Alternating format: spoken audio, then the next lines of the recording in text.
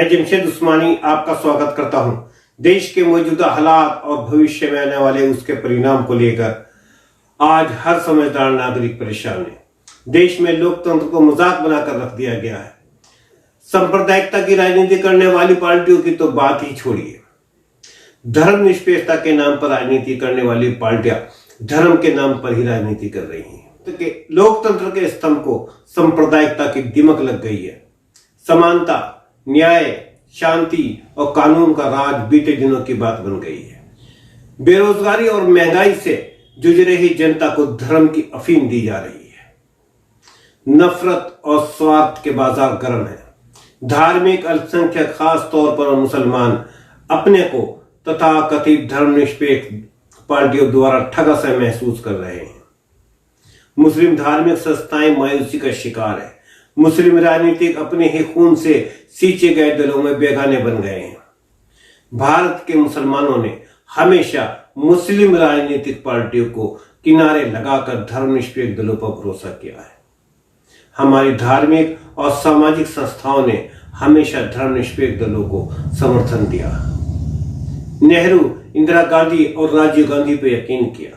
कांग्रेस का हाथ ऐसा पकड़ा कि हाथ कटा लिए पर हाथ छोड़े नहीं।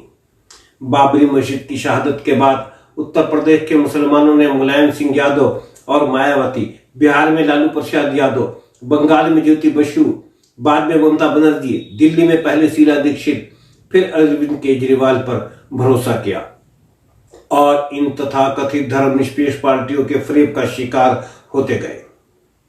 जबकि इन तथाकथित धर्मनिरपेक्ष दलों का समर्थक वर्ग भी भगवा रंग में रंग गया है।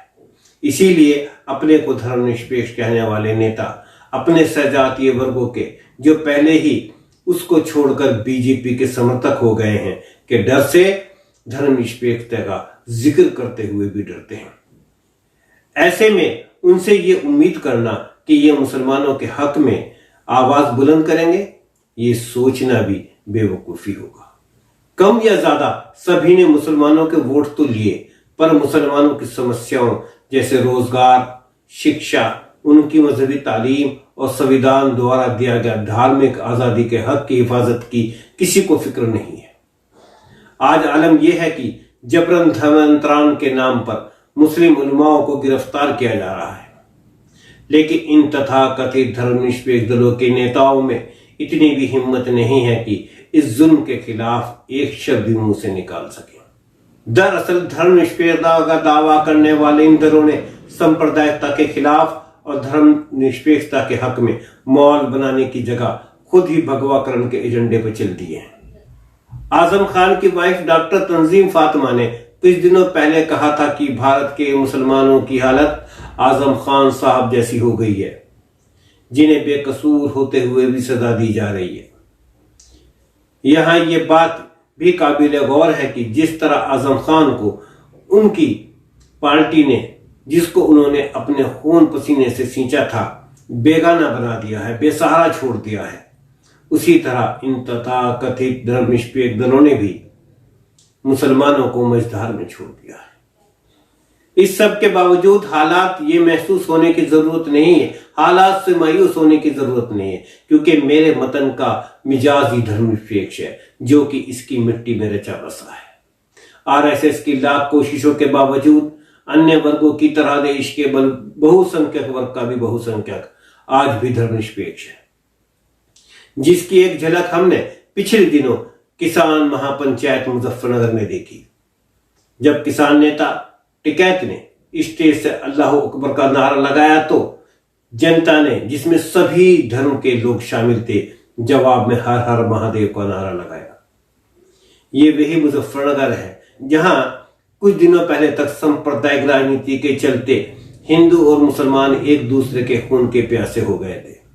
लेकिन किसान नेता राकेश टिकैत की हिम्मत की दाद देनी चाहिए कि उन्होंने किसी के नाराज होने की फिक्र नहीं करते हुए ऐसा माहौल बनाने की कोशिश की जिसमें भारत के लोग आपसी सहतत्व के साथ प्यार और मोहब्बत से रह सकें। राकेश टिकैत के इस नारे से मुसलमानों या इस्लाम को व्यक्तिगत रूप से कोई फायदा नहीं होने वाला है, लेकिन भारतीय संविधान की आत्मा धर्मनिरपेक्षता, समानता, आपसी भाईचारे को बल जरूर मिलेगा। आज के दौर में जब अपने को धर्मनिरपेक्ष कहने वाले नेता खुद सांप्रदायिकता के रंग में रंगे हैं, एक किसान नेता ने आपसी प्यार मोहब्बत की बात की है, तो ऐसे शख्स की हिम्मत की तारीफ तो होनी ही चाहिए। जहां तक मुसलमानों की बात है, हिम्मत तो अब मुसलमानों को भी करनी होगी। अपने हक और अपनी समस्याएं के लिए आवाज उठानी होगी। आज आलम यह है कि मुसलमान राजनीतिक अपने समाज को मुनासिब प्रतिनिधित्व देने और समस्याओं के लिए आवाज भी नहीं उठा रहे हैं। उसको डर रहता है कि ऐसा करने पर उनको सांप्रदायिक कहा जाएगा, लेकिन उनको ये सोचना होगा कि अपने समाज की समस्याओं को उठाना सांप्रदायिकता नहीं है। अगर अपने समाज की समस्याओं को उठाना, उनकी बात करना सांप्रदायिकता है, तो फिर दलितों की बात करने के लिए मायावती और चंद्रशेखर रावल, यादव की बात करने के लिए मुलायम सिंह यादव और अखिलेश यादव, जाटों की बात करने के लिए अजीत सिंह और जयंत चौधरी को भी सांप्रदायिक कहा जा सकता है।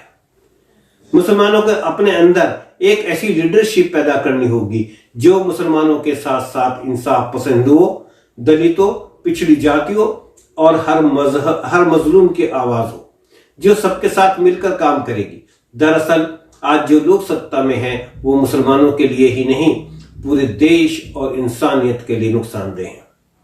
और मौजूदा विपक्ष भी बीजेपी के एजेंडे पर चलने की वजह से उससे भी सेकुलर जनता का यकीन खत्म हो गया है। मेरी मुस्लिम सामाजिक संस्थाओं, राजनीतिक और सामाजिक शख्सियतों, दीनी और चैरिटी संस्थाओं के जिम्मेदारों से अपील है कि इस नाजुक वक्त में अपने इख्तलाफात को भुलाकर एक हो जाएं, आने वाले वक्त की फिक्र करें, वरना हमारा वजूद ही खतरे में पड़ जाएगा। जय हिंद, जय भारत, खुदा हाफिज।